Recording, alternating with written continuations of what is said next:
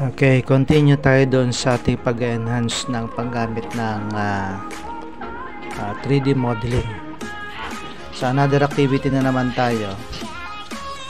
Then we have to draw an exercise for walang tayo ng battle para ma-practice pa natin mas okay ating gawa. Okay, so once we had set the unit, let us draw line here.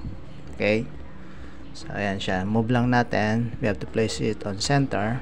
So drawing surface natin, then auton height lang natin is 10, bahala na kayo kung anong height niyo. Then let us draw a circle here on top of it. Okay, so ito lagyan natin ng radius niya is 5. Then another circle here on the midpoint, pick natin midpoint, then mas maliit siya doon, gawin lang natin siyang 4. Another circle again at the end point, pick natin dyan, then that is 5 again. So copy natin nasa taas. Oh no, that is 5.5, medyo malaki. Then another line at the end point, gawa tayo end point. Okay, then the height same width 10 ulit, gawa tayo 10. Okay, so draw circle again tayo doon sa end point. Ayan. Okay, gawa tayo end point. Yan. So ang diameter nito kasi mas malaki ito, so isipin natin, make it kanina 5.5, so mas malaki dyan, I think 7 or 6, malaki, mas malaki dapat. Then draw again another line. Okay, so another line within the height of, siguro mas maliit naman siya, that is 7 din, okay na yan. Then escape, then draw again circle, mas maliit yung circle na to. Okay, so kanina ay 7 or 6, 6.6 kanina or 6.5, ito 6 lang. Okay, then draw again another line, bahala kayo doon sa height, make sure na mas mahaba siya, ha, mas mahaba doon sa ginawa niyo yung una. Okay, ulitin natin, then vertical line tayo, make it ortho on, make sure naka ortho on siya. Then again gagawa tayo ng circle. So check natin, ha, kasi gumawa tayo ng sketch about this. Okay, so circle tayo, pwedeng copy siya sa taas, okay, o mas malaki dyan. Then line again, so line tayo, then the height is 5, 6, yan, bahala kayo. So anong height niya, ginawa ko lang 5. Then draw again circle, pick tayo doon sa end point, mas maliit lang to, mas malaki, okay, kasi ilalim na pala ito. Then another line, vertical line, so 6, pwede naman. Then let us copy na lang this para pareho siya, okay, center line, pick natin, then place natin sa end point. Okay, so ayan na siya ngayon. So titignan natin magiging kalabasan o kalalabasan niya. Draw tayong circle muna rito. Okay, para doon sa pinakailalim, hiwalay natin siya. Then 5, pwede na 5 yung kanyang radius. Then draw tayo ng line with the height of 3 lang, 3 I think, pwede na. Ortho on, 4, no, I think 3, mas maganda kung 3. Okay, so erase lang natin. Okay, check natin, circle, make it 3 yung diameter or radius, 3. Kasi i-loft natin yan, pwedeng 1 or 3, depende sa inyo, ha. So sa akin yan na napili ko. Then again,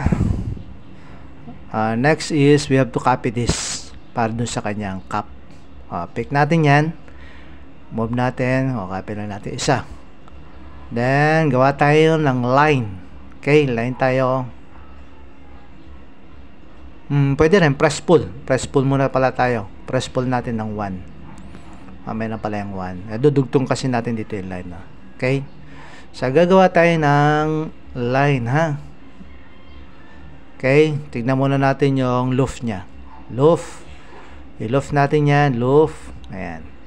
Okay, so pick nyo lang siya tuloy-tuloy para ma-form yung kanyang hugis. Okay, so ayan na siya. As you can observe, by means of this circle, okay, nakakagawa tayo ng shape. Another loop natin. Repeat loop. Ulitin natin ha. Para hindi kayo makalimot agad. Ulitin lang natin kung paano siya niloloof. Okay? So, practice lang natin yung paggamit ng loof. Then, loof ulit tayo. Ito din, pwede nyo na naman tuloy-tuloy. Okay, then go to, para mag-bend siya, punta tayo sa point. Piliin nyo yung midpoint. Okay, o yan, midpoint. Ayan siya, nag-bend siya. Okay, then enter. So, mamaya pwede nang erase yung guideline natin. Next. So, since this is one yung cup natin, so, ang gagawin natin, check muna natin ha, kung gumagana ating realistic. Ayan na siya. So, kita nyo na.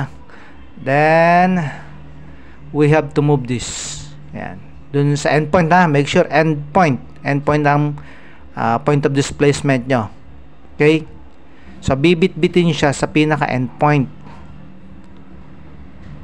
Okay? Endpoint or the center para sakto nasa gitna. Center to center kasi ito yung ilalim. Kung may reference, gitna lang ang pwede pala. Okay?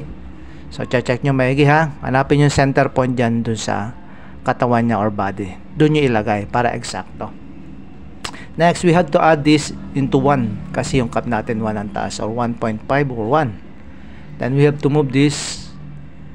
Okay? This cup. Kuha natin, bitbitin natin doon sa center niya, then place it on the end point of the line. So, ayun na siya. Meron na siyang cup. Okay? Then next, so, pwede nyo orbit para makita nyo pati ilalim mo. Ayan o. Diba? Sakto siya. Wala siyang butas. Make sure na nandun lagi sa center point yung connection natin. Kapag i-move. Balik tayo doon sa southwest. Ayan. Then, to make it realistic, maglalagay tayo ng materials.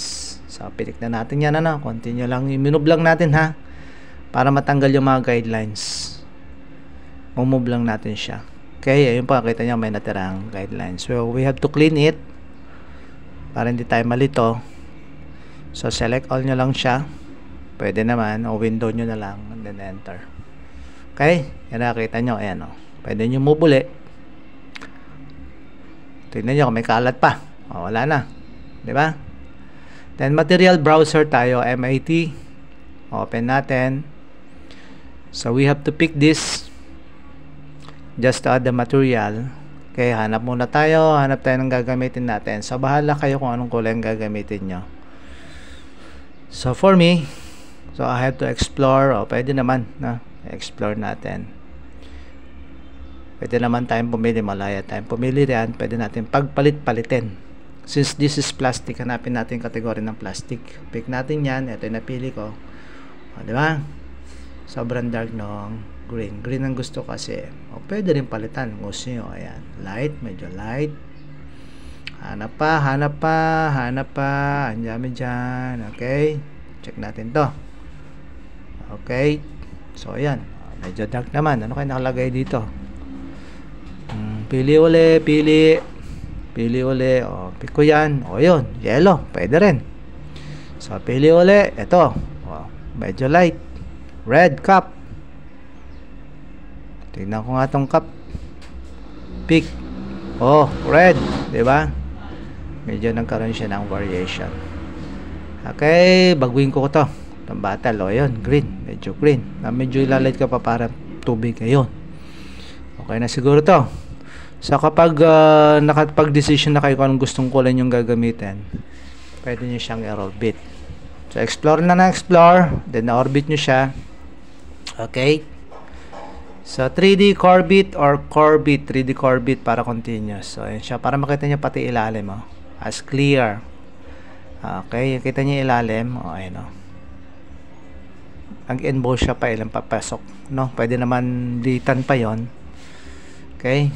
Pwede yung paglaruan. You have to explore. Diba? So, with that 3D practice, na-enhance natin yung kaya natin mag-drawing through this application. AutoCAD, ano? So, balik nyo doon sa kanyang kung gusto nyo palang baguhin yung kanyang surface, punta lang kayo sa layout 1. No? Ayan, pick nyo lang layout, then balik ulit kayo sa model. Pag mag-model kayo, block yan. Okay? That's it.